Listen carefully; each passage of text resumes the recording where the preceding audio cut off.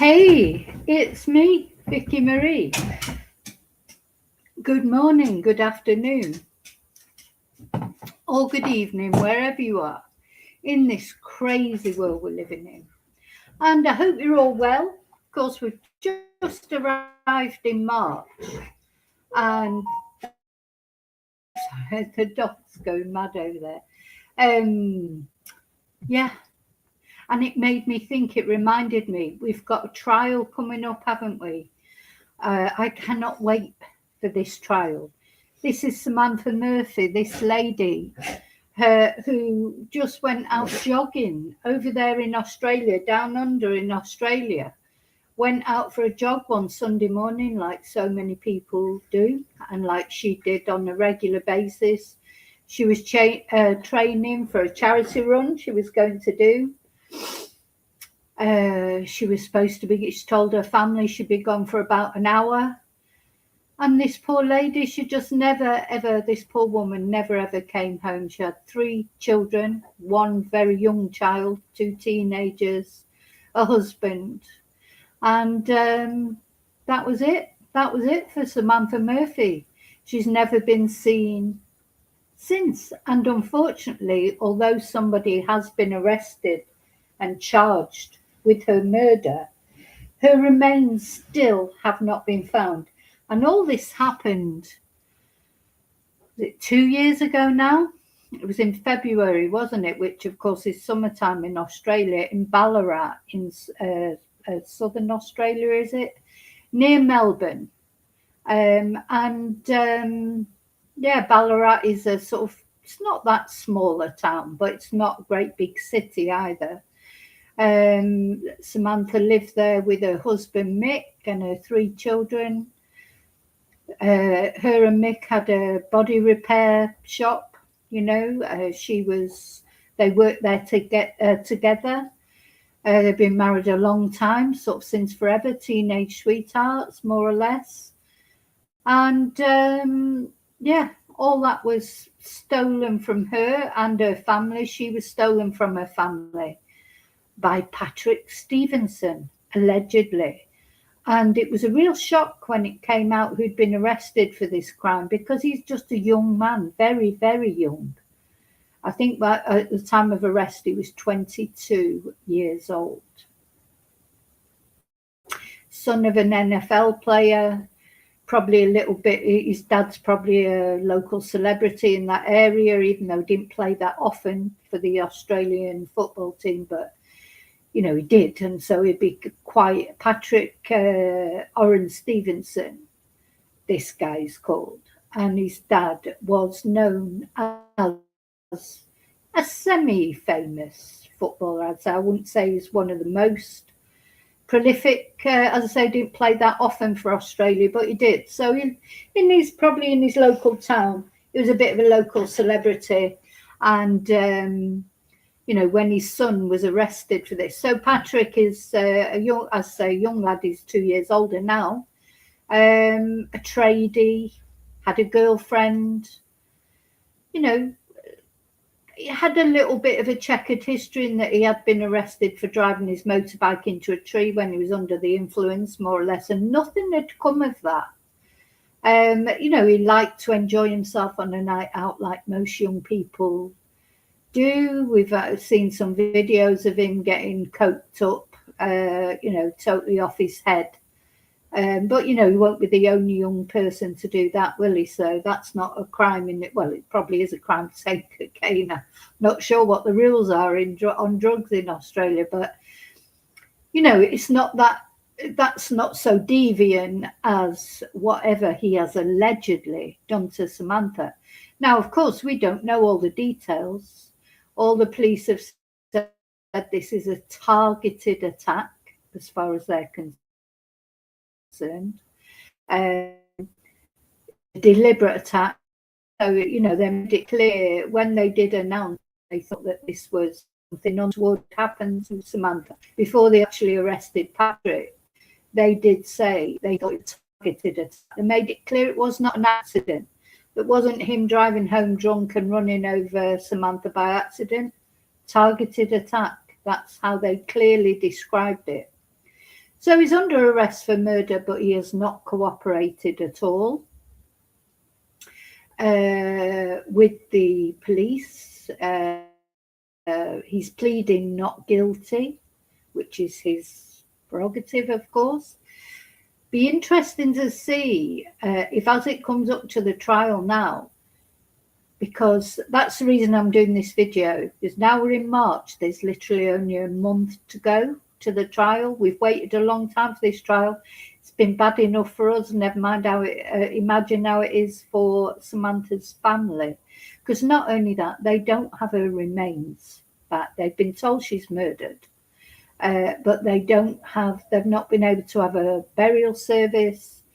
You know, their mum, wife is lying out there somewhere, and this twonk Patrick, he's not cooperating. Now, of course, he could be innocent, you know, because he's not been proven guilty yet.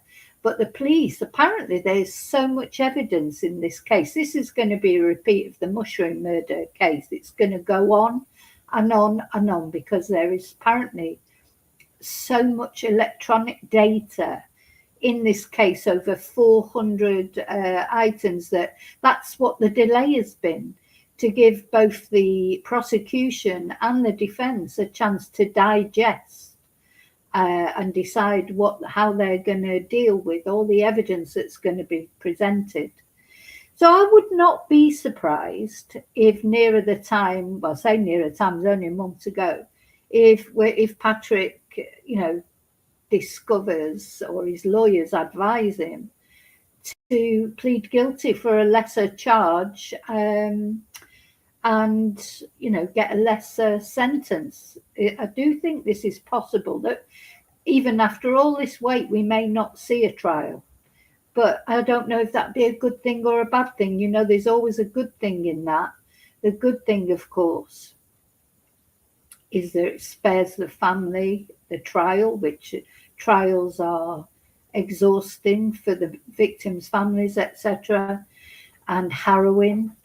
But I do think as well, you know, I really have mixed feelings after seeing that happen with Stephen Stearns and, you know, Madeline Soto, his stepdaughter, more or less, and also seeing it happen in the Idaho case with the horrible, sinister Brian Kohberger.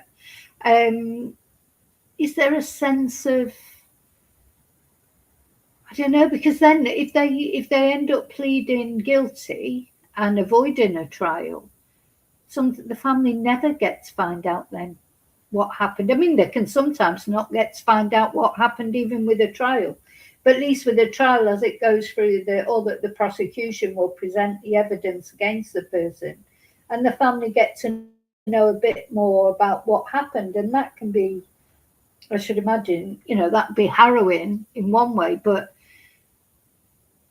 you know, there'd be this relentless curiosity. You want to know what's happened to your loved one. What were their last moments like? What did this person do to them? So sometimes if somebody pleads guilty, I'd say with Stephen Stearns is a prime example, I'm still angry about that. I'm glad that he pled guilty. In fact, he didn't plead guilty, did he? He pled no contest. So he hasn't even pled guilty, that one. Stephen Stearns pled no contest. And the only good thing about that, in my eyes, is it meant that the court, because Madeline had been recorded, hadn't she, in compromising positions. He'd recorded her while she was probably drugged, while he was, you know, doing things to her that he shouldn't have been doing. So at least those videos and photos didn't have to be shown in court, because, you know, that's sad for Madeline's memory, isn't it? But the fact that it's been allowed to plead no contest, not even say the words guilty. And then he spoke, didn't he, at the end, and said that Madeline was a joy. Oh, God, that horrible man. I wonder how he's getting on in prison. We don't really hear anything about it now, do we? Maybe I need to sort of try, you know, is he being targeted in prison? You sort of hope so, don't you, really? Because he, you know, Stephen Stearns is a person who represents himself as a victim, doesn't he? He's never admitted that he killed Madeline. But obviously he did, because he removed her from the house when she was deceased, tried to pretend he'd taken her to school, etc. Anyway, he tried quite a few things, and of course he was stupid, so stupid he couldn't get away with any of them. But yeah, it's frustrating not knowing exactly what happened there. Same with Brian Coburg. We don't know his motive. He pled guilty in the end. I mean, the family got their day in court with him. They did their victim impact statements, etc. But they don't know. Nobody knows why Brian Coburg did what he did, killing those poor young people.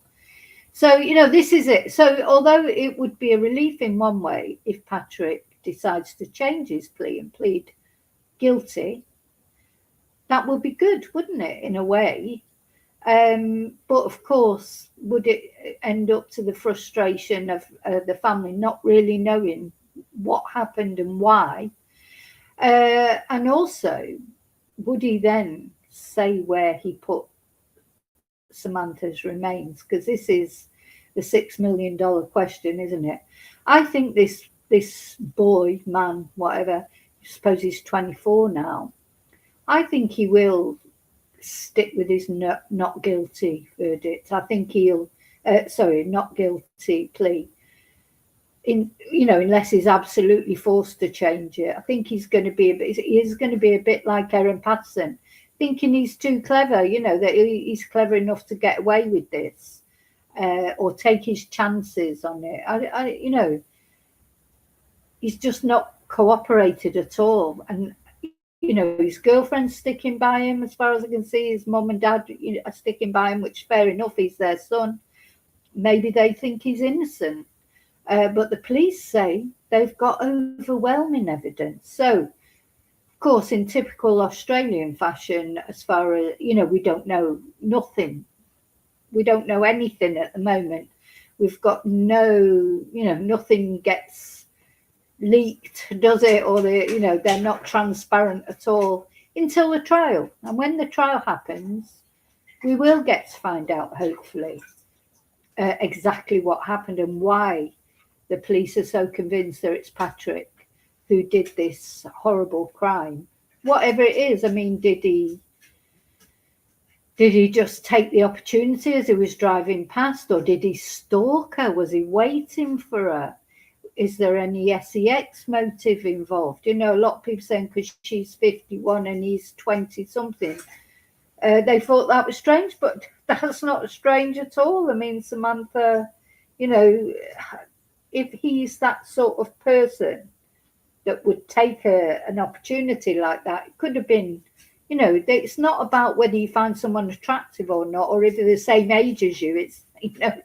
It's not about that, is it? It's about power, control.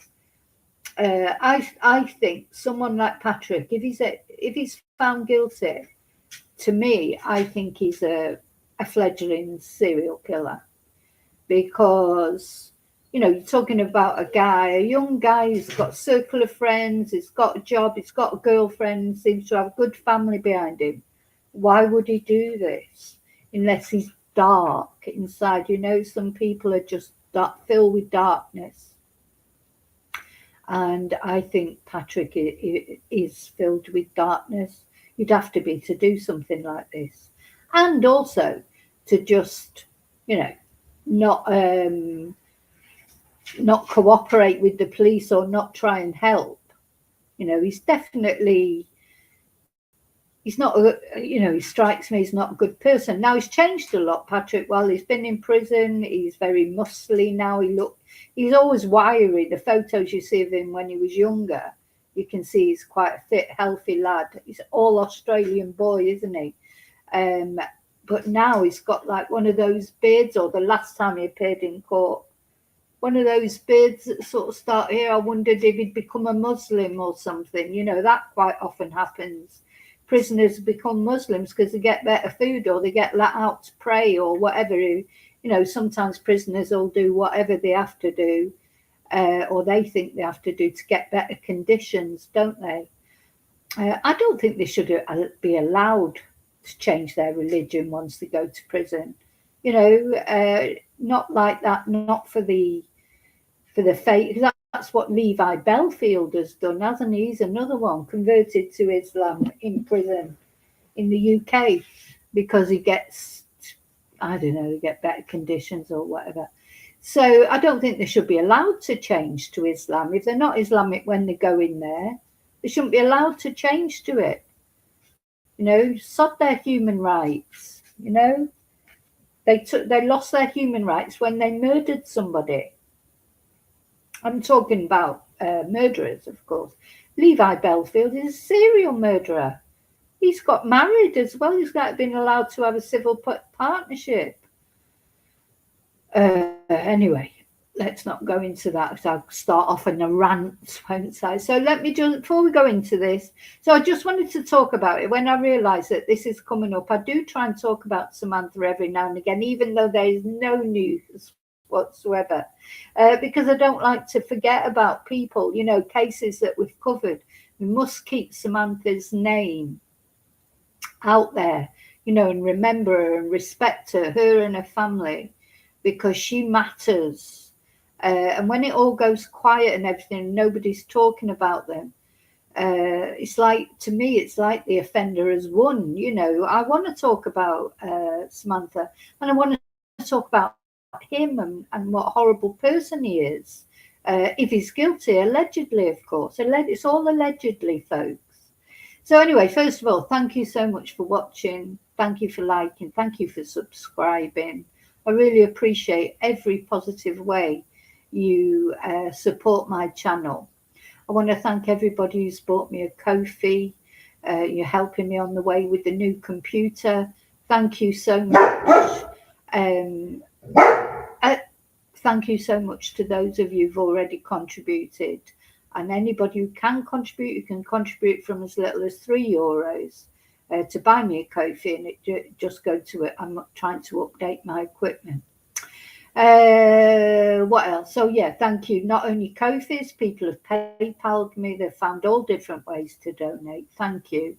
I also want to thank, of course, my members.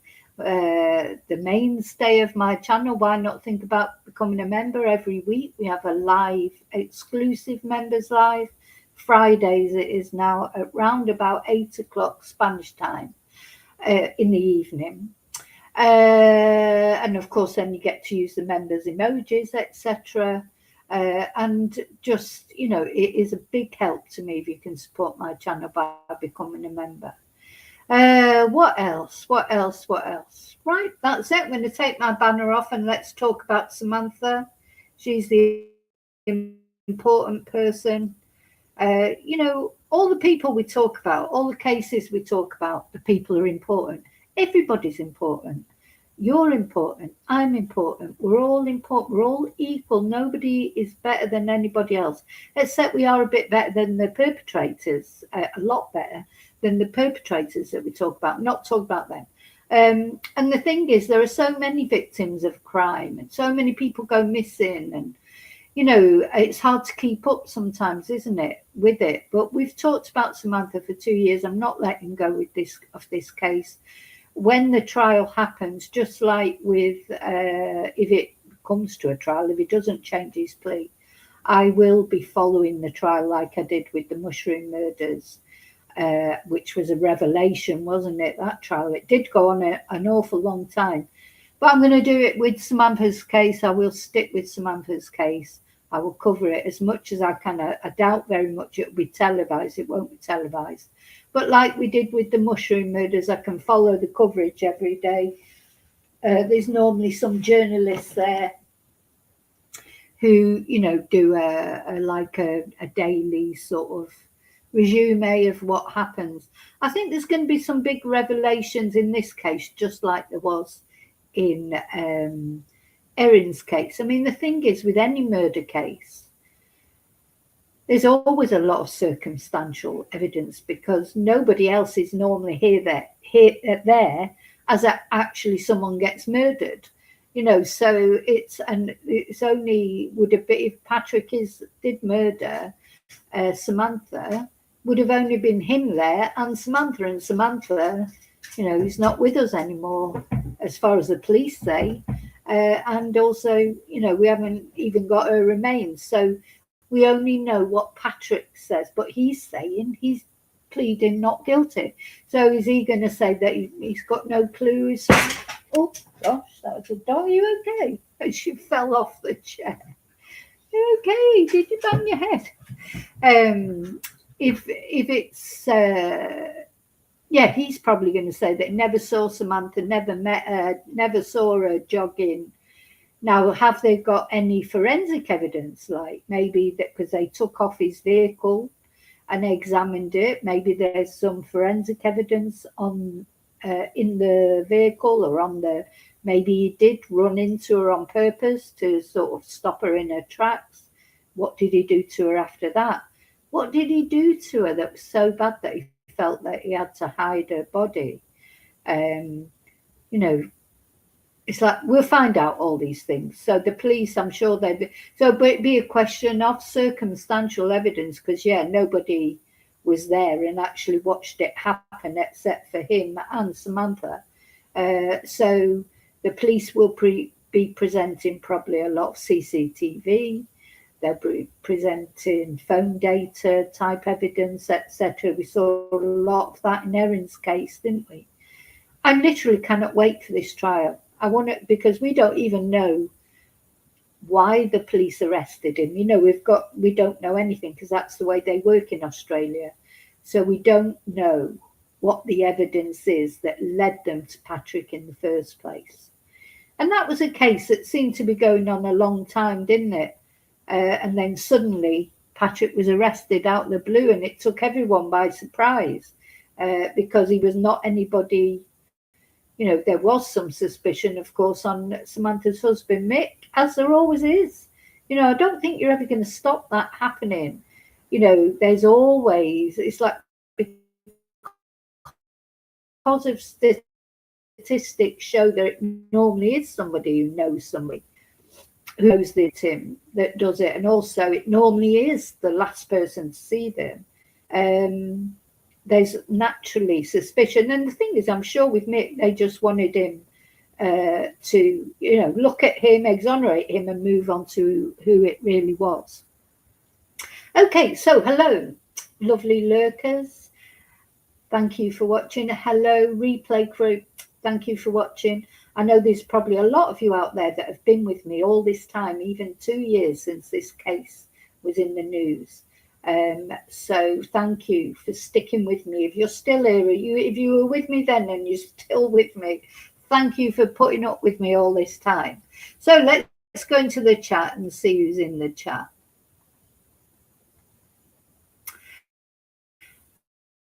Hi Angel, hi Lee, hi David.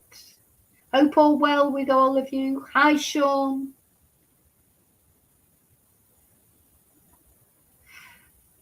I think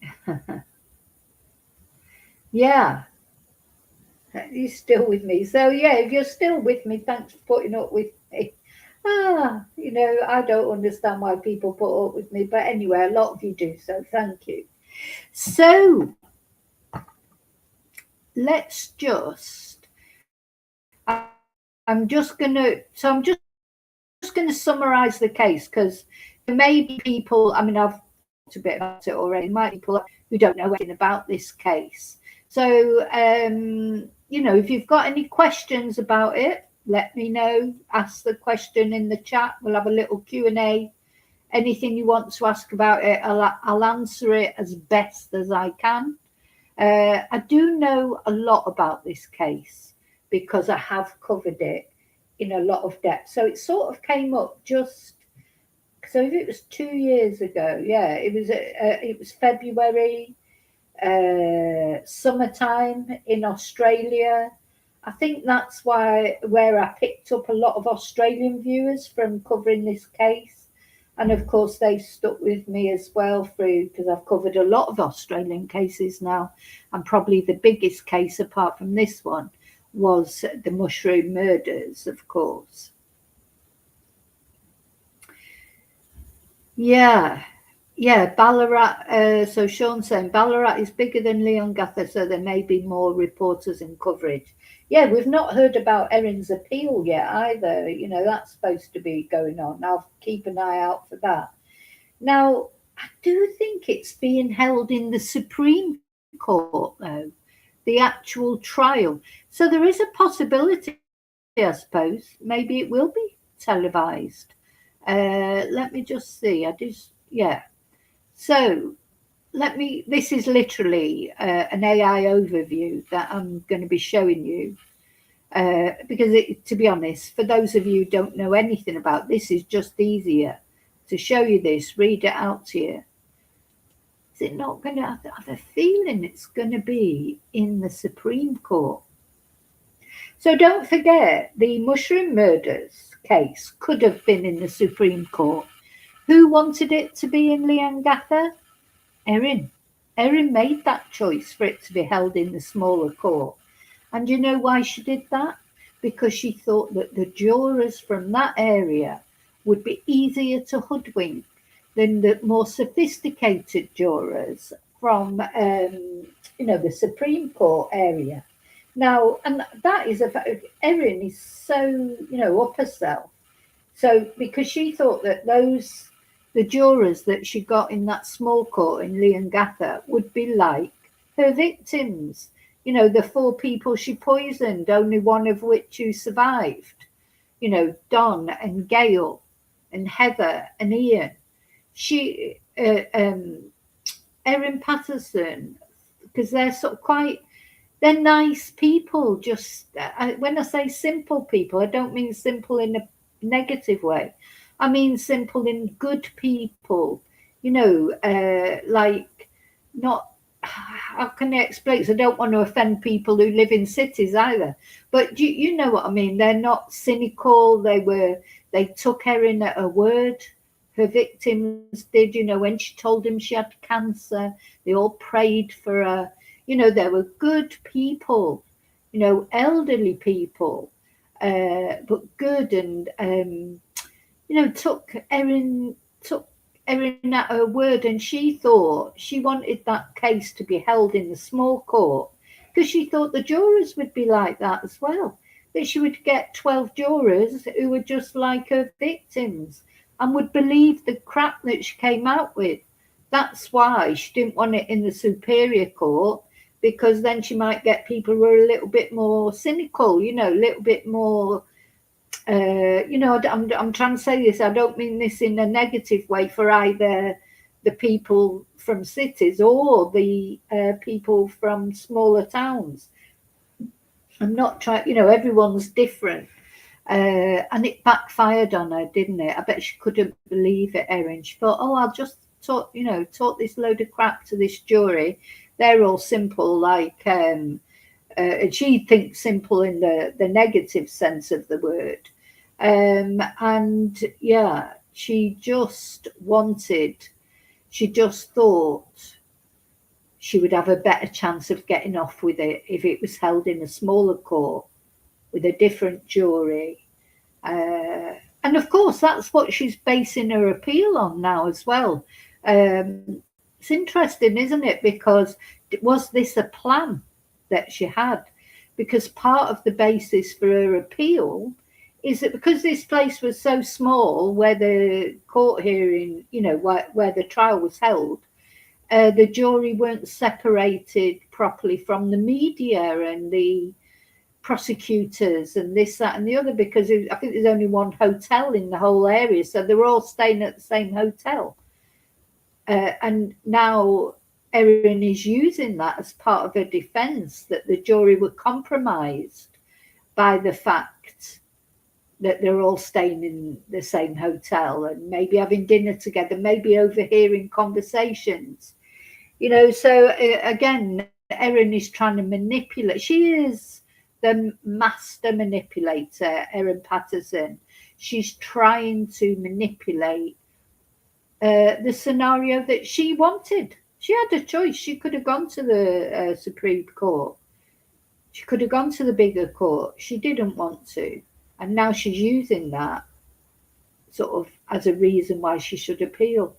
Yeah, she's a she's a very devious woman, Erin Patterson, isn't she? She's not clever. She's not as clever as she thinks she is. Anyway, everybody else thought she was clever, but it's because Erin liked to be a big fish in a small pool, didn't she? She liked to be known as the intelligent one. Um, and because those other people that she had contact with were so humble. They're humble people, church going people. They're not up themselves like Erin. So she probably got told on a regular basis, "Oh, you're so clever. Oh, you're so intelligent." Is she like that? She wouldn't want to be really amongst people who are intellectuals because she wanted to feel like she was the powerful one, the one on top of it. Yeah, she even described them like that, didn't she? She described Simon's family like that to her Facebook friends. She was so sort of sniffy about them, just like she used their naivety and then, but she sort of mocked it as well. Horrible woman. Look, I've ended up getting annoyed about her. Anyway, so this trial is going to be similar, I think, if it comes to a trial in length, etc. So, the trial for Patrick Oren Stevenson, charged with the murder of Ballarat mother Samantha Murphy, is scheduled to begin. Now, it could always be postponed, but it's scheduled to begin on April the 8th. Yeah, it is. It's in the Supreme Court in Ballarat, not Melbourne, Ballarat. So, oh my God, I cannot wait for it, for justice for Samantha. Honestly, it's been a long time coming, this trial, but I hope it will lead to justice.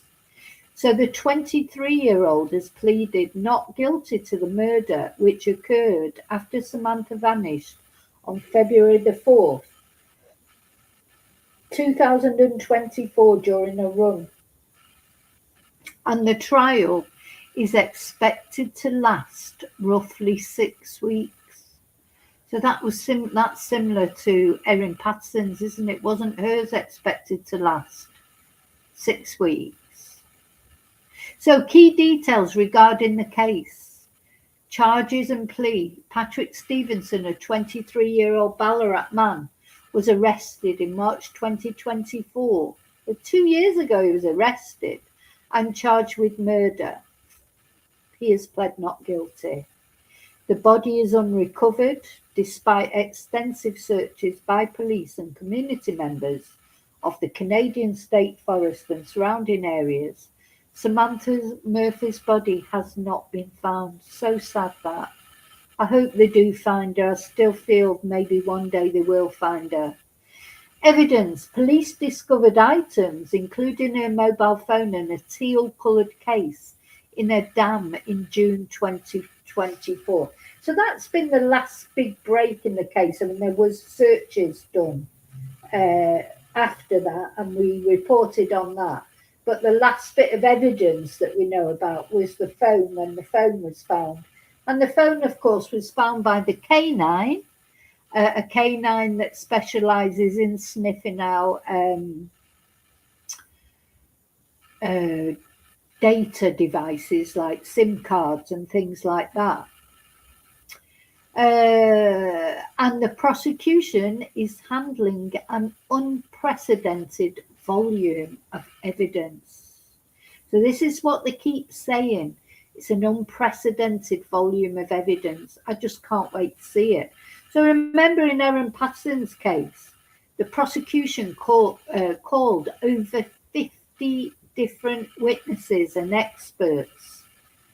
And the defence only called one person, and that was Erin Patterson.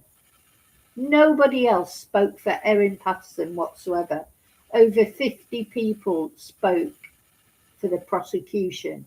And some of those were witnesses, like at the hospital and things, and some of them were experts on, remember Funky Tom, how could you forget him? People giving evidence on death cap mushrooms and data towers. And I think this is going to be similar, isn't it?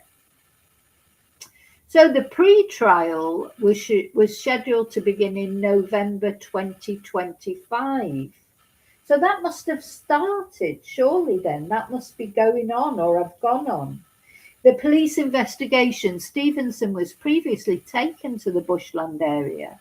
Oh yeah, remember that? That was something as well. They took him, didn't they, to the bushland area.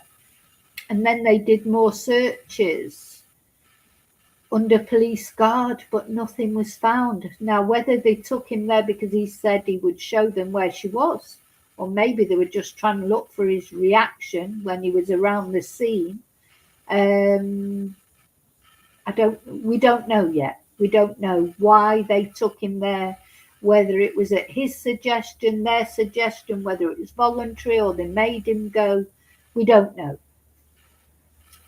So the case has drawn significant public attention, with community searches continuing well into 2025. So as far as we know, nobody's out there searching for Samantha at the moment, unless maybe searches are going on that we don't know about. But yeah. So Sean's saying the trial is in Melbourne Supreme Court of Victoria. So why are they saying the Supreme Court of Ballarat? So I don't know really. You know, where did it say that? It says the Supreme Court in Ballarat. Do you think that's a mistake on the AI then? It'd be the Supreme Court in Victoria, will it? Yeah. Yeah, I think they've made a mistake there, haven't they? Anyway, let's hope that it all goes ahead, that it doesn't get delayed again. It's a shame, isn't it, for this family, for Mick and the kids. 2 years. So hopefully it will not get delayed anymore. 2 years is a long time. And to be fair, if Patrick was was innocent, that's a bit of a Freudian slip there. If he was innocent, that's a long time for someone to be held, isn't it, without their trial? Because, I don't have any sympathy for Patrick, because I've got to say, I don't really think he probably is innocent. I know I'm not supposed to say that, but I just think the police wouldn't have got it this far if he was. But it's true, if he was innocent, that's a long time to be held, isn't it?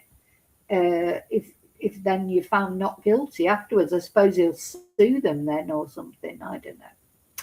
Anyway, we're going to have a look at a video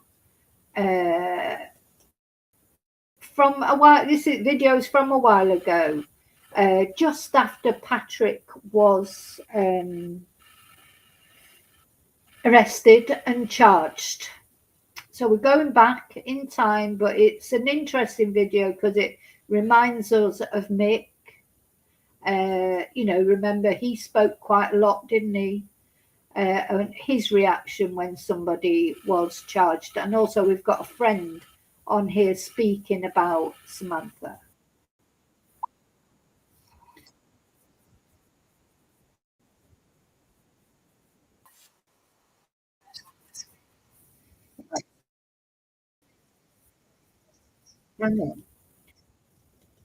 You have to let me know if you can hear it, okay? Because sometimes the sound doesn't come out for some unknown reason.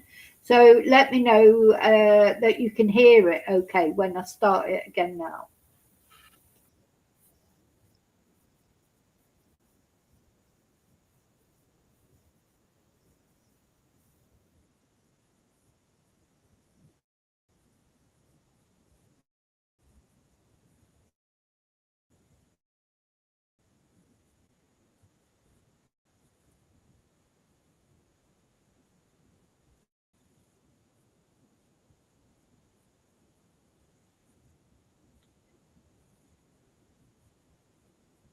So you're saying you can't hear it?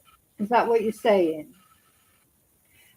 So what I'm going to have to do is stop sharing it and go back. It normally works then when I put it up the second time for some reason. Can't hear it. Okay, let's try again. Aye, it's a gremlin. It's always gremlins. And normally, if I take it off and put it back up again, then it works. So we'll see.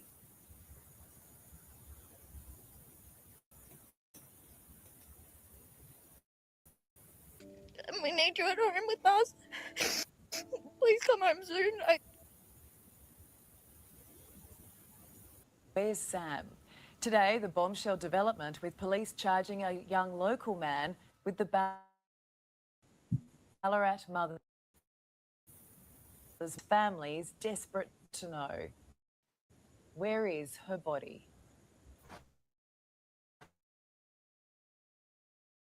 Something you wouldn't want anyone to experience. A husband's pain. It's been a good nearly 5 weeks. Sunday, February 4. Mum, we love you so much and we miss you. So this is Jess. This is Samantha's oldest daughter. I think she was 17 then, so she'd be 19 now, I suppose. But this just broke all our hearts, didn't it, watching her? She was so upset, making an appeal. This particular media interview was before the police announced that they thought it was foul play. Because remember, in the beginning, they kept saying, no, it's not foul play, it's not foul play, we've got no reason to suspect it's foul play. And then literally within a couple of days, it was, yes, it's foul play. We think that Samantha's come to some harm. And yes, we've arrested somebody. So this is what I mean. This is what the police do. They don't have to tell the truth at the end of the day. And if they think it'll harm their investigations, give too much away, they don't, do they? So, yeah, it was. Do you remember it? I mean, I remember it as clear as day, but obviously I'm the one that was doing the videos. I'm sure we follow different cases as well. And I know you don't only watch my YouTube channel, you probably watch lots of YouTube channels, but I remember this particular case so clearly. And part of the reason I remember it so clearly is because of Jess and her heartfelt pleased to get her mum Need you back. at home with us. Please come home soon. I can't wait to see you. Today, some answers for husband Mick, but not the answers any family should ever have to hear. We're doing as good as we can. Keeping a brave face. So do you hope to find where Samantha is? And Of course we do. yeah. Yeah, I mean, I remember this girl asking that question. I wonder if she thought afterwards what a stupid question that was. Because she said, oh, do you hope to find Samantha? I mean, what does she think he's going to say? Oh, no, I hope we never find her. It was a silly question, and you can tell in his face the way he looks at her. Anyway, I'm sure she didn't mean anything by it, but sometimes journalists, they do ask daft questions. Family. Is this a relief after all of these weeks? Yeah, it is. It is, definitely. Yeah, it's like someone just let the pressure valve off sort of thing. We love Sam. She was 1 in a million. Sam Cucciaro has spent much of the past month in Ballarat and he joins me there now. Sam, the big question remains, where is Samantha? Her family just wants to bring her home. Ollie, all of our hearts are breaking tonight for Samantha's family. Not only did they learn today that their mother, their wife, was allegedly murdered by a 22-year-old man. The police say she did not know, but Samantha's family's no closer to knowing where she is, and without that, they won't be able to hold a funeral. They won't be able to properly put her to rest. Now, while we don't know what this 22-year-old accused man told police. And Sam, I mean, police are so adamant that this was deliberate, that she was allegedly murdered the day she disappeared, yet this 22-year-old isn't known to the family. So how did he come on the radar? Because it doesn't make much sense. There's not much about this making sense at the moment, Ali, and this will all obviously play out through the court process, but there are... Yeah, so apparently he's got no connection to the family whatsoever. It seems to me that he was just passing through, maybe on his way home, and he's seen Samantha, and he's an opportunist. That's what I think has happened, and that's what makes me think if he wouldn't have been caught, this man would have been emboldened to go on and do it more. You know, there was Samantha running through the woods like she'd done so many times. You should be able to walk through the woods, shouldn't you, or run through the woods? Remember, there was a big thing about this at the time, because they're in Ballarat. They've got very low sort of crime rate, but in the space of 3 months, 3 women were killed in gender-based violent cases. One of them, Hannah Maguire, her boyfriend took her and killed her and tried to make it look like a self-deletion and he set fire to her in her car. He has pled he pled not guilty to start with, and then once the trial started, he did plead guilty, and he's just been sentenced to life imprisonment, I think.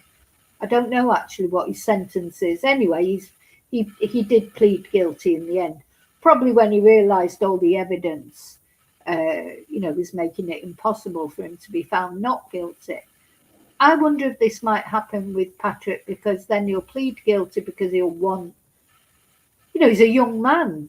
If he got a 20-year sentence, he'd only be in his early 40s when he got out. It might seem like a long time to him now. And I think as this trial goes on, he will realise that his best chance of getting a shorter sentence is not only to admit that he did it, but to say where Samantha is. And maybe that's why he's holding on to that knowledge until he's certain that he's going to be found guilty, and maybe then he will use it as like a plea for a shorter sentence. So many unanswered questions. Police haven't revealed how Sam was allegedly murdered or why. They did obviously say that this man does not know Sam. Or what I can tell you though is that this 22-year-old local footballer was house sitting at a property. He was staying with his. Right, so thank you, Sean. Oh, you didn't have to do that. We all make mistakes.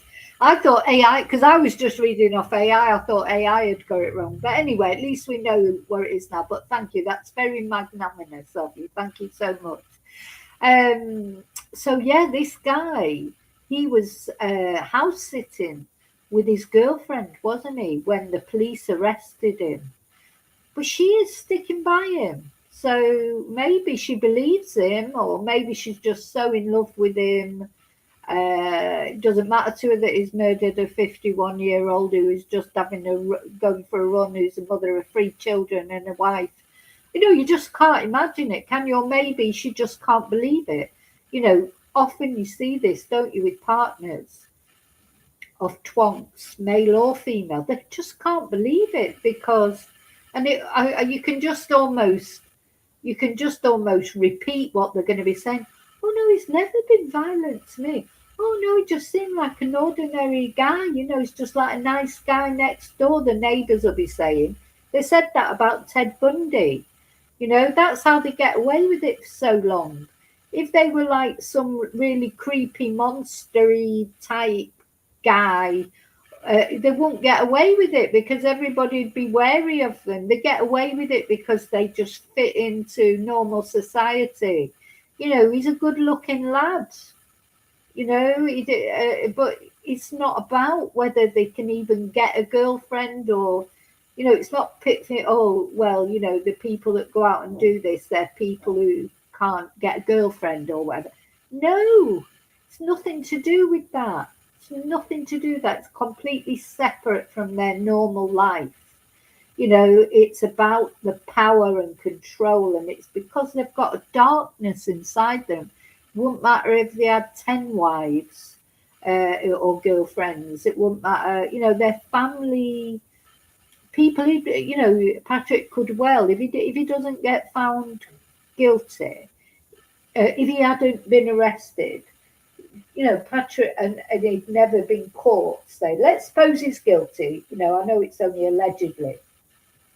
But if he had never been arrested and got away with it like years ago, I mean, now, of course, there's DNA in that. But the problem with the DNA is they haven't got a body to test for DNA. They haven't got Samantha's body, but they may have Samantha's DNA in his vehicle. You know, they may have that. We don't know yet.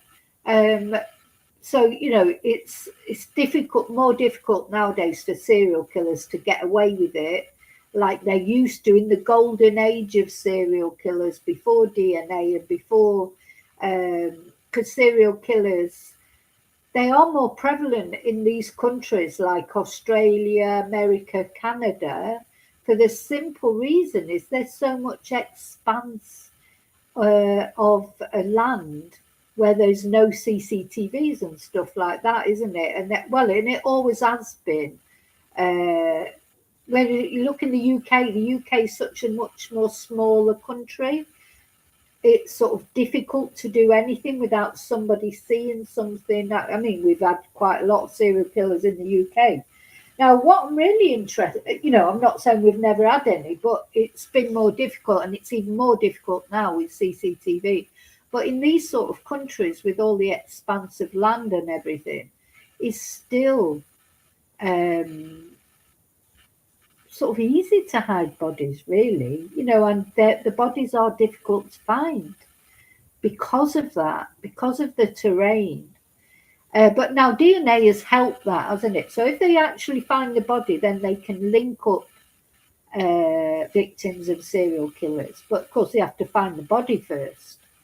You know, so I don't think there'll be as many serial killers now as there were in the 70s. The 70s was the golden age of the serial killer, wasn't it?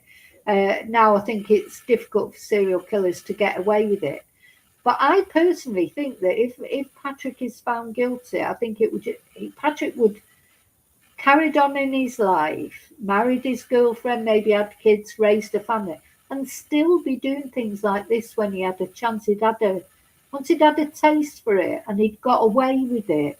You know, these sort of attackers, they don't normally stop until they're stopped, you know, because it is like an impulse. It's almost, they can't control it, you know, because it takes over them, doesn't it? And they do it the first time, and if they get away with it the first time, they'll carry on doing it in general. Girlfriend, and that's when police swooped around 6 o'clock yesterday morning. Neighbours in that street have told me they saw in excess of a dozen police cars there, and they say that the detectives also seized this man's white ute, and that will now also undergo forensic testing. He was in court today. Did we learn anything further? It was a really brief administration. Now the car, I wonder if they've got evidence in the car. Anyway, I don't know if it was this court appearance. I did watch, because you can watch them online. I have seen him a couple of times in court, but you're not allowed to show photos from it or video it, you know, record it or anything. You know, you're allowed to watch it. You can get a link and go in there and watch it. But you're not allowed to share it like with anyone else. It's pretty ridiculous, really, isn't it? If anyone can go in there and watch it, why can't you just show it to people? But yeah, he's massive. He's like really big, broad. He was very impassive. He was very polite. You know, he looks different to on the photos we've seen of him when he was younger, because he just looked so much broader.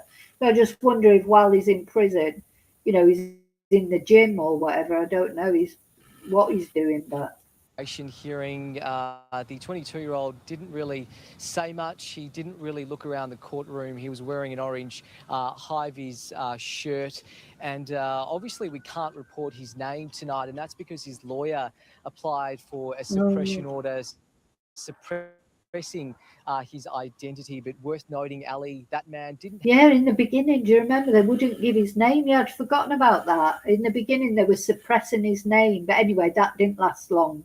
The media actually have been very instrumental in trying to get things out. Because, of course, the media want to report on this story. It's one of the biggest stories, apart from the mushroom murders, that's come out of Australia. You know, it's one of those huge cases that's reached international attention. So the media want to be able to report on it. so it was the media put pressure, didn't they, on the judge, and in the end the judge decided his name could be released. I mean, why should his name be protected? I mean, I suppose you could think, well, he's innocent till proven guilty, but he's not a minor. You know, if he was 17, then they protect them, don't they, their identities. But he's not, you know, and he wasn't when he was arrested. So why should he have been protected ever in the first place? Have any supporters in court today, and Sam's family also chose not to attend. And that's what we have to remember here, isn't it, Sam, that it's scrutiny during the toughest time of their lives. This would no doubt have been an excruciating past few weeks for all of Samantha's loved ones, especially her husband Mick and her 3 kids. You can't really begin to imagine what they've been experiencing, not only contending with the unknown of what has happened to Sam and where she is, but also having their entire lives under the microscope. This story has not only gone around, this is a grieving family. We just hope that they very soon get those final few answers that they're desperately praying for tonight. Yeah, and Sam, too, our thoughts are with the community, because as we've seen day after day, they have got together, they have searched. That is a community feeling great pain tonight. And as I said, our thoughts are with them. Thank you, Sam. Yeah, I just wanted to show you that because it's from, you know, it's from a while ago, because there hasn't been anything recently, because there hasn't been anything reported, because there's nothing to report. So the last thing that was reported really were the searches that they did late last year after they'd taken Patrick out. As I say, we don't know whether Patrick volunteered to go out with them, whether they made him go out with them. What the purpose of that was, we don't know, because it's not been shared.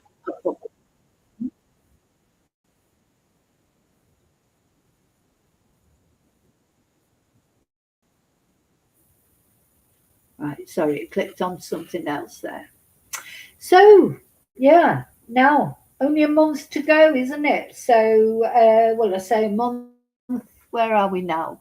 So we're literally just into March, the 2nd of March, and the trial is April the 8th, if it doesn't get delayed. April the 8th, so not that long to go, and believe me, I will be covering it daily. You know, as I say, I doubt very much that it'll be televised, but there'll be reporters there who'll be giving, like they were with the mushroom murders, and we tuned in every day, didn't we, for the latest developments, and that's what I'm planning to do with this case. So, because this is an important case to me, to us, we followed it right from the beginning, and we want to see justice for Samantha. And what evidence do the police have? They've been so tight-lipped about everything. So I hope, you know, that they've got a tight case like they did against Erin, because although, you know, there was no smoking gun in Erin's case, all the small bits of circumstantial evidence, you know, the 50 people that the prosecution called, all added together to provide a unanimous guilty verdict for Erin. So I'm hoping for the same here. You know, if the evidence is as good as I think it's going to be, because I'm 100% certain the police won't have arrested this boy just for nothing. So, yeah. Okay, so thank you for watching. Thank you for caring, of course, about Samantha. Thank you again, Sean, for the super chat, for the being wrong jar. Oh gosh, yeah, that's a good idea. Actually, we should have a swear box and a being wrong jar. Yeah, but thank you for that. That's very kind. And yeah, thank you for caring about Sam. Please don't forget to like, to subscribe. Those are the free ways that you can help my channel so much. I appreciate everybody who even watching is something that helps. So thank you. I'll see you really soon in the next video. And until then, as always, may your God go with you, and justice for Samantha Murphy. Thank you. Bye.